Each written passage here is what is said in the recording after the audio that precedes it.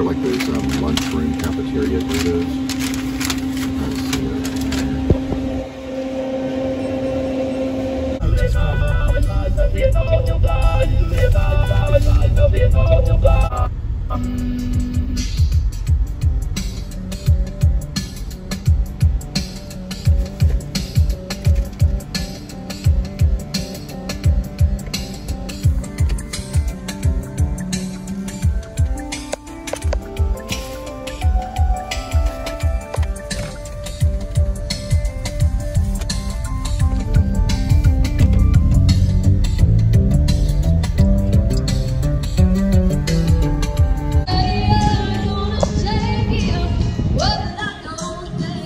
Sounds live.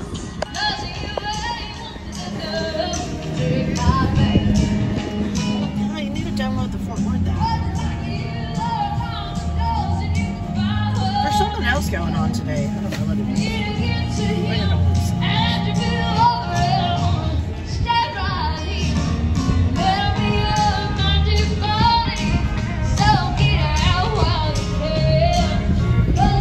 Sounds like Tammy Wynette.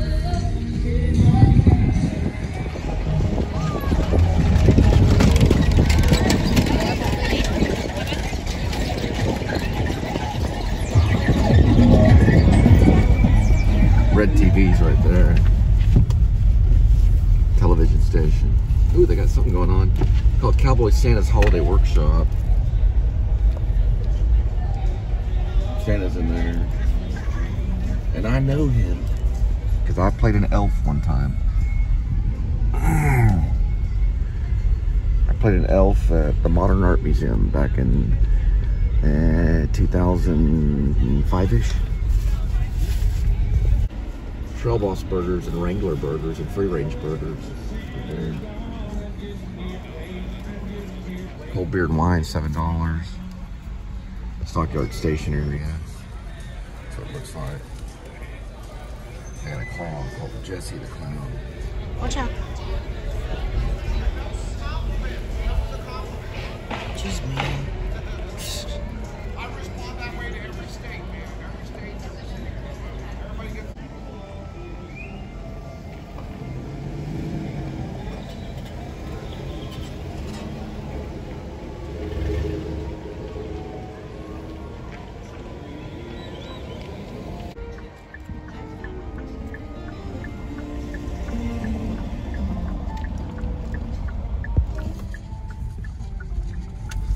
Pretty busy.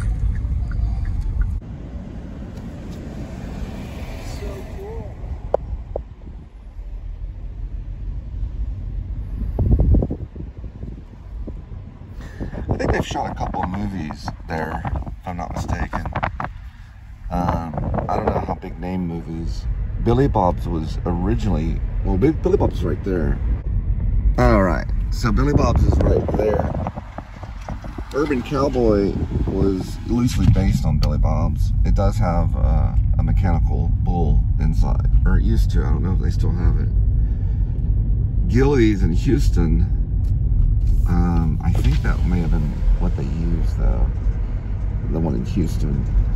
Or they may have done some scenes at Billy Bob's, I'm not sure. Internal scenes maybe.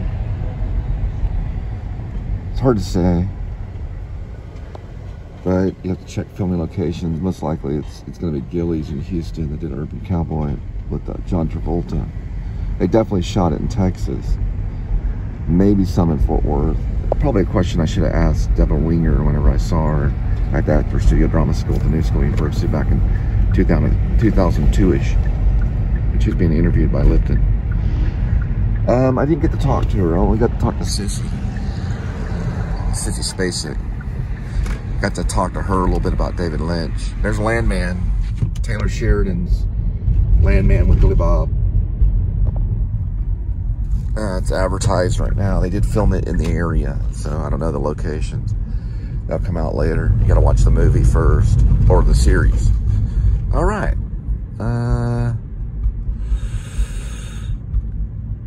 12:10. Yeah, you can't get a taquita. You have to get it between 11 p.m. and 11 a.m. They use real egg.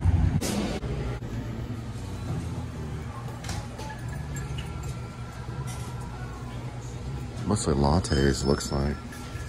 There was a girl crying in her latte over here.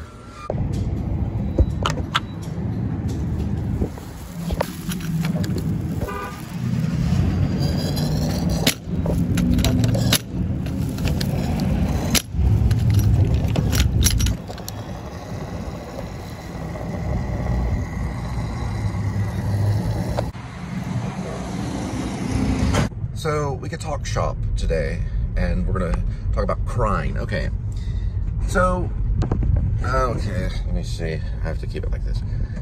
Probably this angle here. Okay, so does it make the actor to cry? And the answer is it's,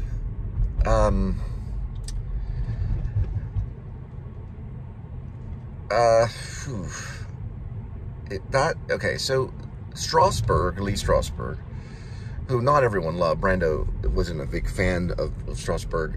Hang on, just give me a second.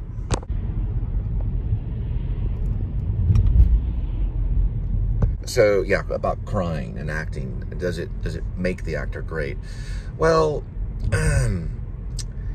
it's kind of like, it would be like saying, does the rain make a good rocket ship?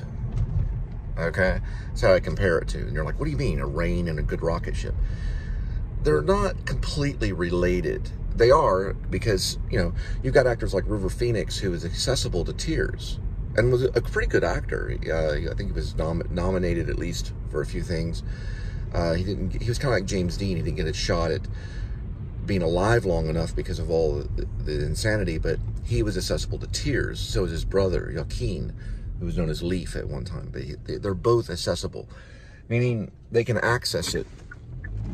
And weeping, which, if you've watched Jack Nicholson's career, he doesn't do it in every movie, but he did do it in 5 Easy Pieces, so he really cried. Brando had done it. Many actors have done it. River Phoenix did it. And what Lee Strasberg, the acting teacher who headed the actor studio, what he talked about that is, he talked about it as the moment of difficulty, because you can't just cry. Now some can, and if you're like, oh, okay, I realize something, I can just start crying on cue, so I'm an actor. Not necessarily. It's just one tiny fraction of part of the puzzle pieces of being an actor, and then also fulfilling this scene truthfully under imaginary circumstances. Now, people cry all the time in a sudden moment, sometimes when they're not even really sad. And it's they've talked about it scientifically. They've studied it. They've said that there are certain tears that are healing and certain tears that are not. And there's different tears that can be cried. There's sinus tears, and then there's tears where you're overcome with emotion, and that's would be the moment of difficulty. And there's ways to get to it, and some use their own path. Some have chosen their own way to get to it and may not talk about it. Some have used Gestaltism, which not all recommend, especially Udo Hagen, who was part of the method circle, you could say. Definitely Strasberg was part of the method circle, Meisner and things like that. But Udo Hagen talked about staying away from emotions that could possibly disturb you in a way, right? So Strasberg didn't necessarily. So he felt that any emotions that were going to be accessed for the sake of crying or for the sake of bringing up tears or weeping, which is a hard one, the moment of difficulty is what he called it in the tape recordings of the actor studio. He said that there was a 5-year waiting period in the memory. So let's see if I would to access fear. Now to go back and to think of September 11th might work, but it wouldn't probably be fruitful if I waited the year after to access it. And there's some truth to that. I agree there's some truth. Because the memory has had time to set in, to seed, you could say, to set in to the because actors deal, it's physicality. It's almost like dance. It's really no different almost at all than dance. It's very physicalized. It's out of your head. But it's also what a lot of people critique the method on, especially on stage, is that it's not a physical approach completely. It's lingering on an emotion. It's finding an emotion that will work and using it. So the method, especially these kinds of things called emotional recall, which Stanislavski did talk about a little bit. Well, he actually talked about it quite a bit. Another thing about Stanislavski, and we're talking about Konstantin Stanislavski that worked with Stella Adler, is when Stella Adler seeked him out in France, and I believe Paris, he approached her and said, everything that I came up with, the entire system, is hogwash. He actually said this stuff. He didn't use the word hogwash, but he said it was all wrong. All right. So that's what ended up happening. Now, can it work? For some, yes, it can. Now, there's another approach to the moment of difficulty that Sanford Meisner, who was part of the Neighborhood Playhouse, and he was the one that talked in burps. He would talk because he lost his voice, so he had to talk in burps. He had a microphone to his neck. He talked about the moment difficulty and liked to use a phrase called quick as a flame. Quick as a flame, I think, is brilliant. And that's where you take your own life and you put it in an imaginary circumstance. So you're using your imagination as either in doing the play or doing the film scene, and you're taking whatever it is that you're picturing yourself in, and it's an imagination kind of thing. It's not based in your own memory, but it's based in a imaginative memory, an imagined memory. It's actually almost like painting with your psychology, so that you're picturing yourself in a situation immediately that you just now created, which brings you in a moment that's not just in the lines only, or in the rehearsal, or in the blocking only, but you come out of your own, whoever it is that you are at that moment. You come out of that, and they talk about this with the method. They sometimes seem like they're in a bubble. And you go into that imaginative, almost like a little mini tiny play that you're creating at that moment. That's why they call it quick as a flame, because it's happening at that moment. So can you use the same one? And I've done this. I did this when I thought I was trying to interpret inner objects, which Uta Hagen talks about, which is very similar but not the same. None of the studios are completely the same. When we talk about Meisner, or we talk about Uta Hagen, or we talk about Lee Strasberg, or we talk about Robert Lewis maybe and his past, or Stella Adler, okay, or Stella Adler. They're not all the same exactly, but they're little studios that the actors will kind of float around and say, oh, I use a little bit of this, or I use a little bit of that, and a lot of the method books talk about that. So quick as a flame happens at the moment, and you're imagining then. It's not pre-planned, because the one thing, I don't think it is, it may be, but I don't think it is. Meisner did not like anything pre-planned. He was away from line readings. He would do repetitive exercises of repetition to stay away from that which is planned.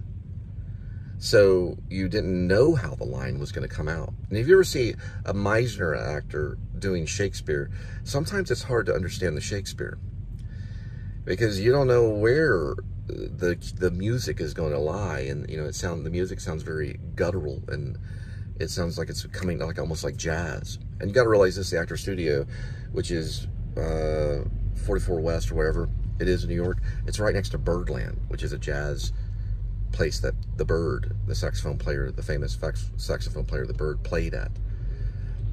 So the idea behind that is sometimes these things are out of improvisation, sometimes it's out of the moment, sometimes being in the moment and not going back in your own memory can evoke tears just as much as using what is known as emotional recall. I did a lot of emotional recall when I was starting off at Wesleyan and working in different plays and stuff, it was I'm mostly focused on emotional recall at that moment.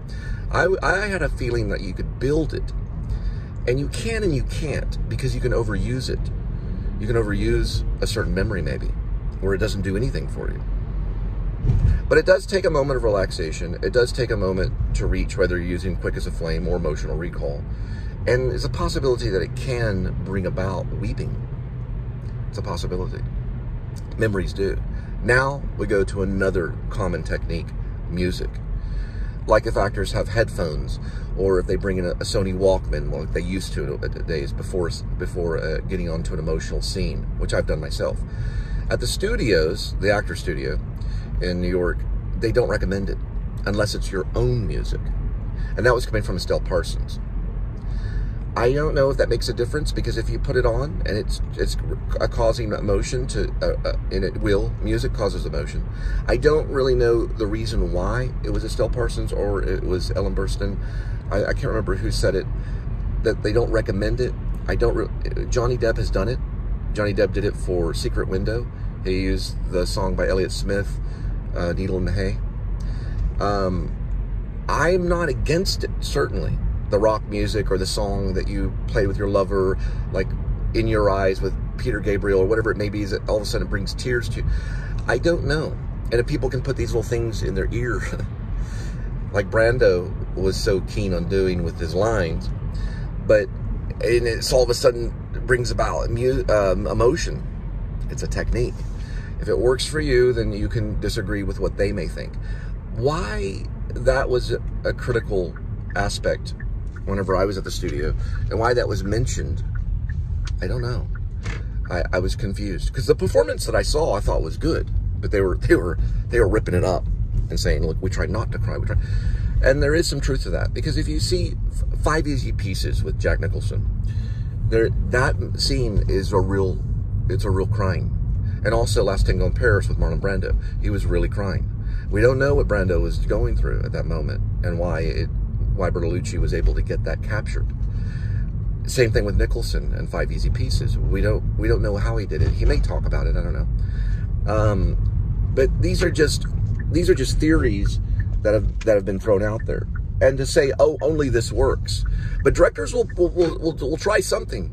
You know, they have only so much time to say, listen, we got to get this person to cry, and it's difficult. So emotional recall seems to be a pretty good one. It's pretty, but quick as a flame, when it really is working, it'll always work for you, it seems to me. But remember, it's taking your own memory and you're warping it in a way and changing it to an imaginative thing, putting yourself in a situation, and it will be as quick as a flame. It'll come up very quick.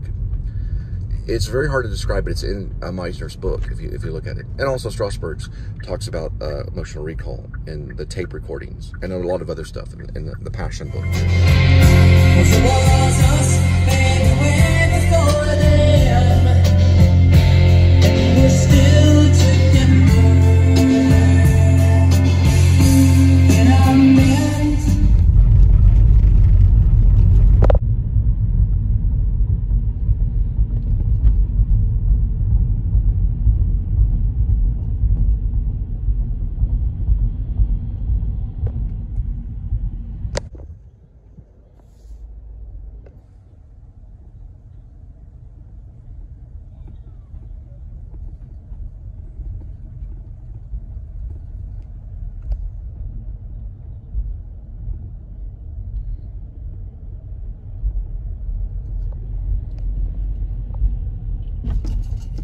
Entrance to shopping and dining.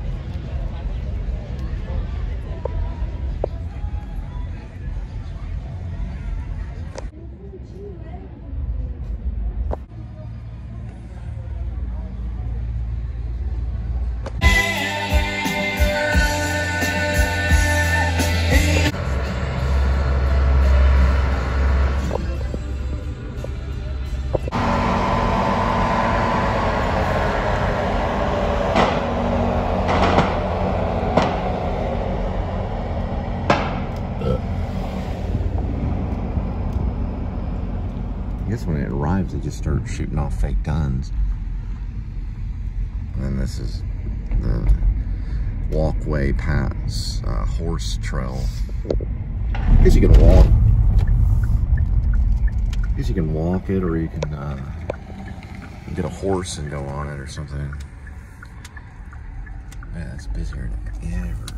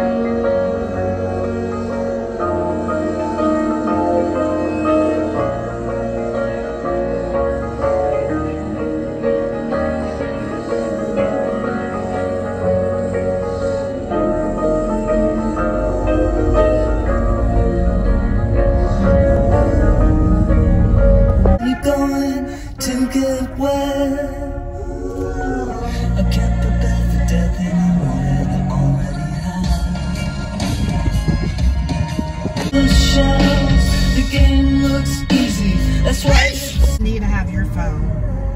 So if I have to Google something, I can Google it on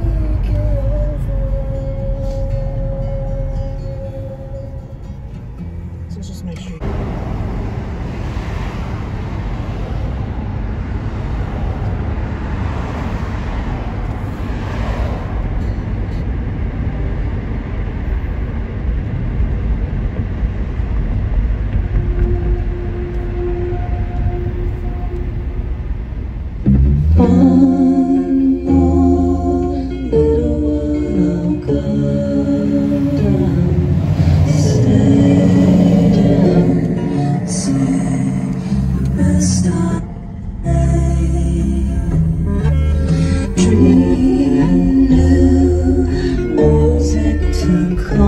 So what we're approaching now is known as Sleepy Hollow. I haven't done my tongue twisters for the day, so I need to do that. This is Sleepy Hollow.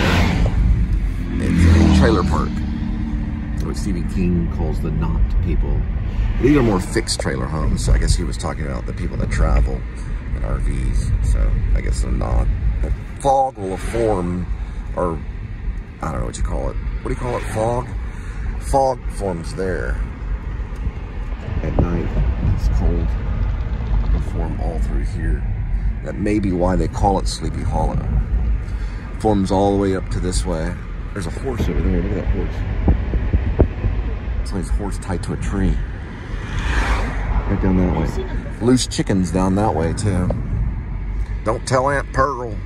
She's got her strychnine lace biscuits rolled in enticing little dough balls.